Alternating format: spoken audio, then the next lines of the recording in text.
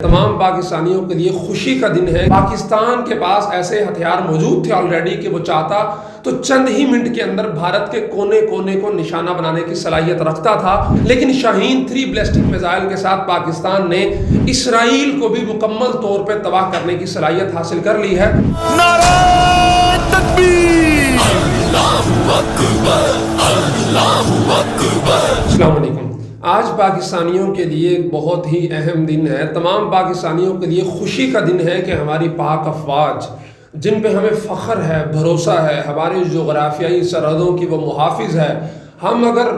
راتوں کو سکون کی نیند سوتے ہیں تو ہمارے سکون کی وجہ ہماری وہ افواج ہیں جو بارڈروں پر دلیری کے ساتھ ڈٹی ہوئی ہیں، کھڑی ہوئی ہیں، دشمن کے مقابلے کے لیے ہر وقت تیار ہیں۔ ان افواج نے ایک اہم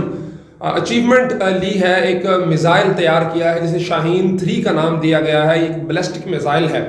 ناظرین، ڈیوڈ میلبورن نے ایک دفعہ کہا تھا کہ اسرائیل ہمیشہ عربوں کے ساتھ جنگ کرتا ہے اور اسے عربوں سے خطرہ رہتا ہے،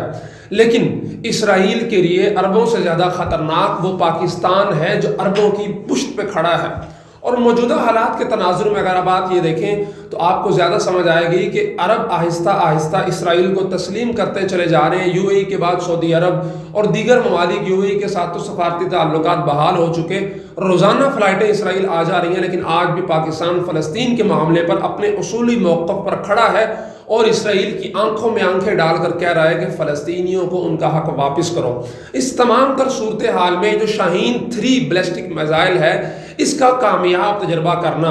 ایک بہت اہمیت رکھتا ہے، اس لیے کہ اس سے پہلے پاکستان جو اگنی 3 اور دیگر بیلسٹک میزائل بنا چکا ہے، بھارت تو ان تمام میزائل کے ساتھ ہمارے نشانے پر ہے۔ پاکستان کے پاس ایسے ہتھیار موجود تھے آلریڈی کہ وہ چاہتا تو چند ہی منٹ کے اندر بھارت کے کونے کونے کو نشانہ بنانے کی صلاحیت رکھتا تھا اور وہاں تک اپنی ایٹمی قوت کو پہنچا سکتا تھا، لیکن شاہین 3 بیلسٹک میزائل کے ساتھ پاکستان نے اسرائیل کو بھی مکمل طور پہ تباہ کرنے کی صلاحیت حاصل کر لی ہے، اور اس کا وقت صرف اور صرف 9 منٹ ہے۔ یعنی پاکستان اگر چاہے تو 9 منٹ کے اندر اندر اسرائیل کو مکمل طور پہ تباہ کر سکتا ہے۔ اور شاہین 3 جو بیلسٹک میزائل کا گزشتہ کل تجربہ کیا ہے، اس کی خاص بات یہ ہے کہ اس سے پہلے جو اسرائیل کے پاس اینٹی بیلسٹک میزائل ٹیکنالوجی تھی، شاہین 3 کا جو تجربہ ہوا ہے یہ اسرائیل کی اس ٹیکنالوجی کو مد نظر رکھتے ہوئے کیا گیا ہے کہ اب اسرائیل کی اینٹی بیلسٹک میزائل جو ٹیکنالوجی ہے اس کو چکمہ دینے کی صلاحیت رکھتا ہے ہمارا شاہین 3۔ الحمدللہ قرآن کے اندر اللہ کہتا ہے وَأَعِدُّوا لَهُم مَّا اسْتَطَعْتُم مِّن قُوَّةٍ وَمِن رِّبَاطِ الْخَيْلِ تُرْهِبُونَ بِهِ عَدُوَّ اللَّهِ وَعَدُوَّكُمْ، کہ اللہ اور اللہ کے رسول کے دشمنوں کے مقابلے میں اپنے گھوڑے تیار رکھو، ہتھیاروں کو ہمیشہ تازہ دم رکھو، گھوڑوں کو کھلا پلا کے موٹا تازہ کرتے رہو۔ تو آج کل کے گھوڑے اور آج کل کے جو ہتھیار ہیں وہ یہ ٹینک ہیں، توپیں ہیں، میزائل ہیں، ایٹم بم ہیں۔ تو ہماری افواج الحمدللہ اس آیت پر مکمل طور پہ عمل کرتے ہوئے جہاں ایک طرف وہ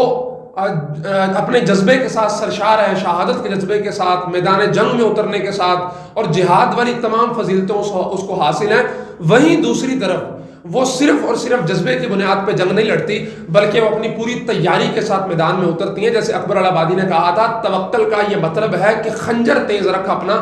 نتیجہ اس خنجر کی تو تیزی کا مقدر کے حوالے کر۔ الحمدللہ ہماری افواج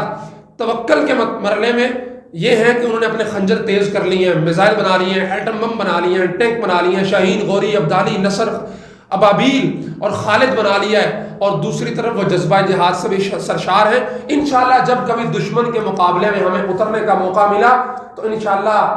بدر کی تاریخ دوبارہ دہرائی جائے گی، انشاءاللہ خیبر کی تاریخ دوبارہ دہرائی جائے گی، اور ابو جہل کی ان اولادوں کو ہمارے پاکستانی نوجوان ایسا سبق سکھائیں گے کہ دوبارہ مسلمانوں کے مقابلے میں سازشیں کرنے کے لیے اور میدان جنگ میں اترنے کی ہمت نہیں کریں گے۔ اگر جنگ نہیں بھی ہوتی تو ہماری احادیث آپ صلی اللہ علیہ وسلم کی بشارتیں ہمیں یہ تو بتاتی ہیں کہ جو غزوہ ہند ہوگا تو انشاءاللہ یہ تمام ٹیکنالوجیز ہماری غزوہ ہند میں کام آئیں گی، اور پاکستان کا دائرہ کار پھیلتا پھیلتا انشاءاللہ دلی کے اندر اور انشاءاللہ تل ابیب کے اندر پاکستان کا پرچم لہرائے گا، اور پوری دنیا ایک ہی نعرے تلے آ جائے گی جو ہے لا الہ الا اللہ محمد الرسول اللہ۔ بہت شکریہ۔